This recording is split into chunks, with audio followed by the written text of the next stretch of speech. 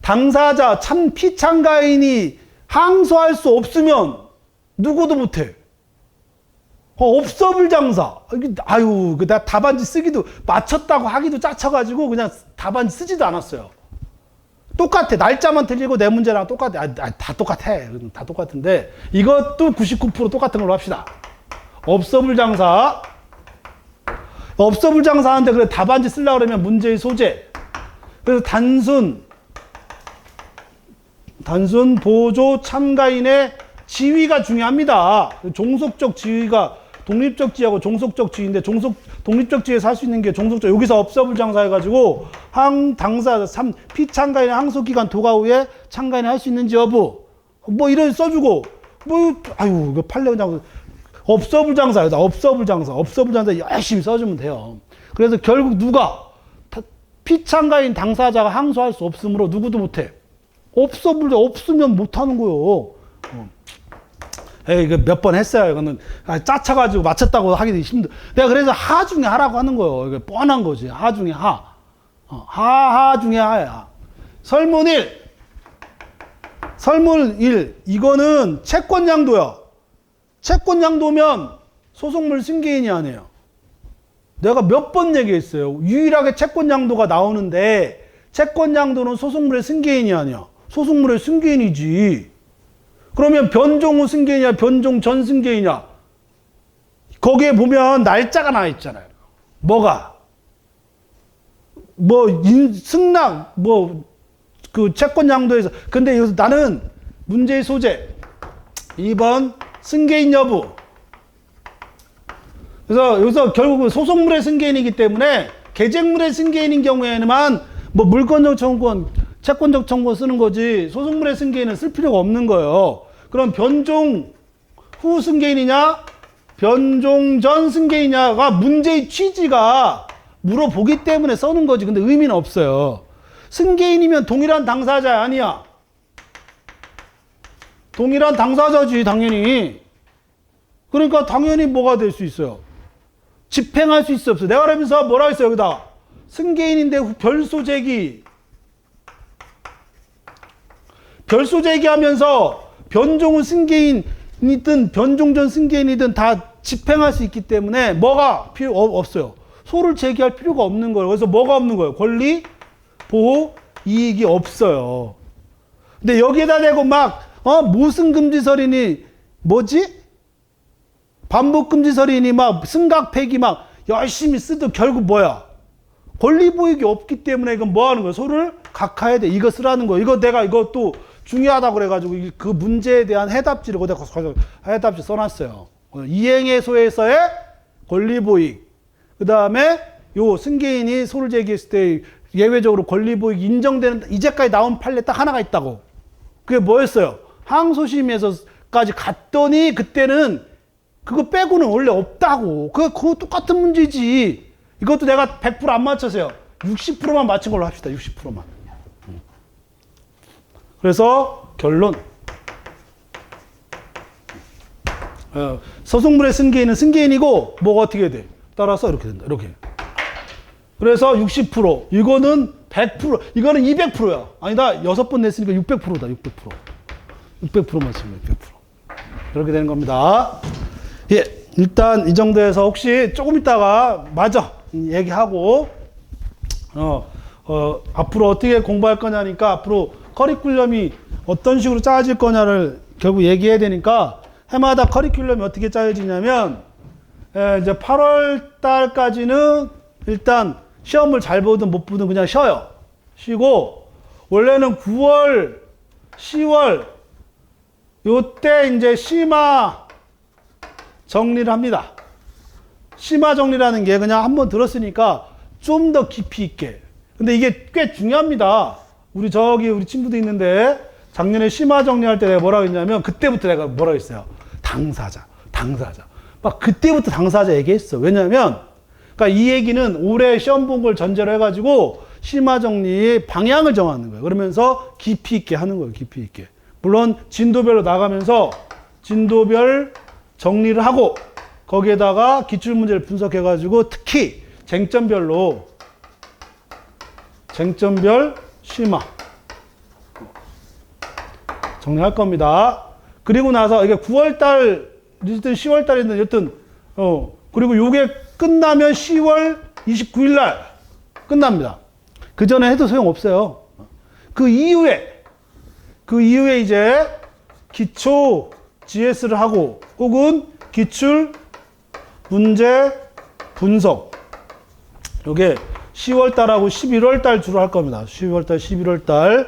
요게 끝나고 나면 12월에서 1월부터 이제 실전 GS A가 들어가요. 실전 GS A가. 이렇게. 그래서 1월달, 3월달, 4월달쯤에 실전 GS B. 이렇게 아마 진행이 될 거예요. 혹시 저와 같이 공부하실 수험생들이 있다면 이런 식으로 커리큘럼이 나올 것이다. 이렇게 생각하시면 됩니다.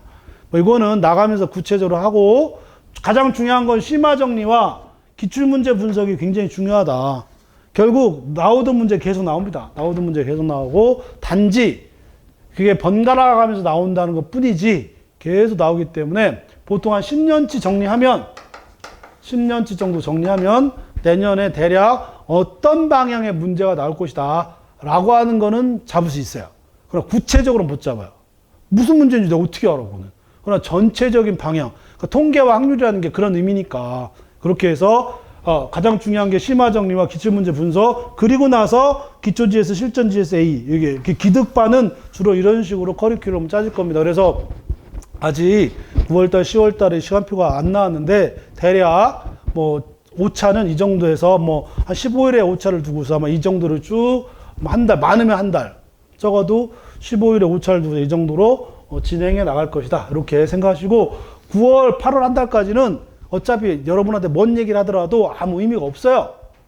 그래서 이제 9월 달쯤 되면 찬바람이 불까 말까 이러면서 이제 10개월밖에 안 남았네. 11월 달 되면 이제 찬바람이 이제 불고 금방이네 뭐 이러고 이제 이러면 이제 주로 이제 본격적으로 시작하는 게 아마 요때쯤부터 될 겁니다. 특히 10월 29일 합격자 발표해야 뭐가 본격적으로 하는 거고 그 전에 워밍업 차원에서 다시 한번 내용을 정리하는 방향으로 가게 될 것이다. 이렇게 생각하시면 될 것 같아요. 이 정도로 해서 보시고, 그래서 제가 여러분한테 마지막으로 다시 처음으로 들어와가지고 생명의 서 한번 봅시다. 생명의 서. 이걸 어떻게 해석할 수 있느냐? 보세요. 나의 지식이 독한 삶의 회를 구하지 못하고 내 또한 삶의 애정을 다 짐지지 못하여 병든 나무처럼 생명에 부대낄 때, 여기까지 뭐예요? 힘들다. 여러분 대학교 다니면서 내가 뭐 하는 짓이지? 뭐뭐 할 때까지는 여러분 대학교 다니면서 대학교 다녀도 소용없구나. 그래서 어디로 갔어요? 나는 머나먼 아라비아의 사막으로 나는 가자. 이게 중요합니다. 머나먼 아라비아의 사막 밑줄 쫙. 뭐에게? 내가 변리사의 시험, 변리사의 어떤 의미, 변리사가 되겠다. 이거를 위한 고난을 여러분이 한 거예요. 1년. 1년은 변리사가 되기 위한 고난의 과정으로 지금 아라비아 사막을 갔어요. 2년.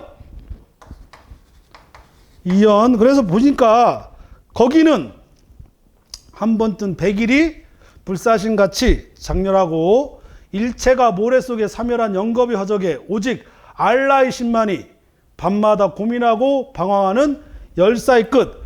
요 변리사 공부하면서 한 1년, 2년 공부하니까 어때요?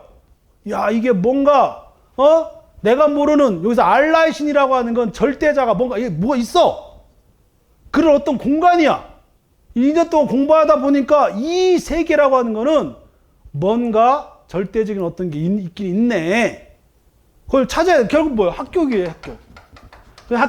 그냥 합격하면 아니야. 알라의 신이 관장할 정도로 굉장히 어려운 곳이에요. 본질적인 뭔가 있어. 그런 곳이야. 사면. 그래서 그 열렬한 고독 가운데 공부하면서 고독했어요.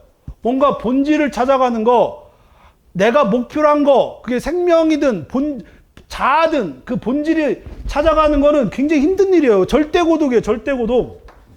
여러분 책상 앞에 이거 꼭 써놓으세요. 절대 고독. 공부는 절대 고독이야. 그래서 절대 고독에서 홀로 나비끼고 홀로 서면, 옷자락을 나비고 홀로 서면 운명처럼 반드시 여러분 공부하다 보면 반드시 자기 자신과 대면하게 돼 있어요. 그렇게 당연한 거지.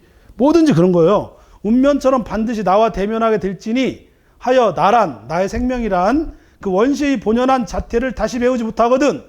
그러니까 합격할 정도의 모든 어떤 기본적인 거, 본질, 그 생명, 그거를 파악하지 못하고 이해하지 못하면 끝에를 봐요. 결국 어떻게 돼? 어떻게 돼요? 차라리 나는 어느 사고에 회한이 없는 백골로 쪼이라. 여러분들은 뭐예요? 폐인이 되는 폐인. 그렇게 되는 거예요. 반드시 절대고독 속에 여러분들의 본질, 결국 합격을 하셔야 됩니다. 합격해야 되고, 그러기 위해서 여러분들 스스로가 이 고난의 여정을 잘 견디셔야 됩니다. 이게 이 시를 거기까지 억지로, 아니 그게 억지로 갖다 붙이는 게 아니라 원래 이 시의 뜻이 그래요. 원래 이 시의 뜻이. 제가 가끔 중고등학생들 논술이나 이렇게 문학 혹은 이제 비문학을 그렇게 강의하다 보면 이런 식으로 내가 가끔 얘기해줘요.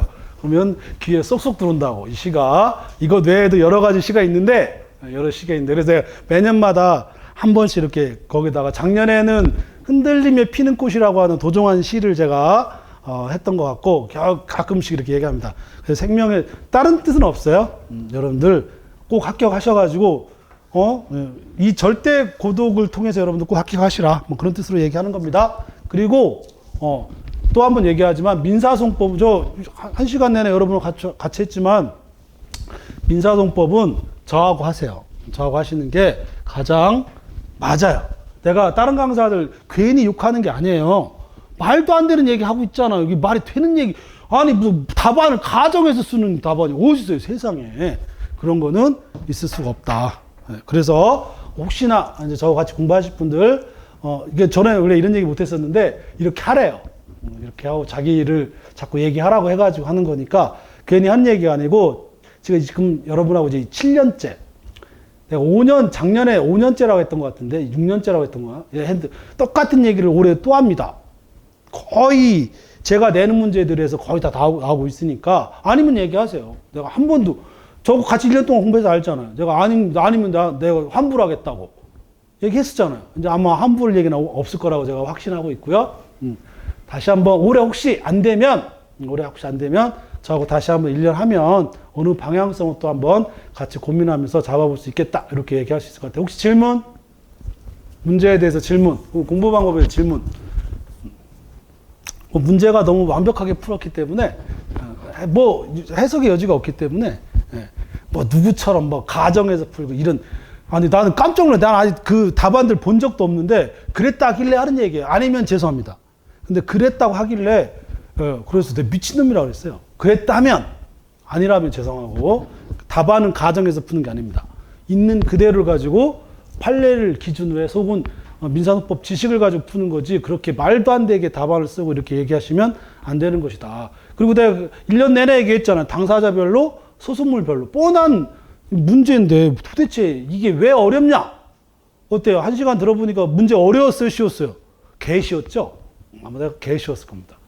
그거는 아까도 얘기했잖아요. 본연의 자기의 어떤, 그러니까 민사소법이든 뭐든지 간에 그 본질, 그 본연의 어떤 모습을 그대로 찾아내면 그건 다 쉬운 겁니다.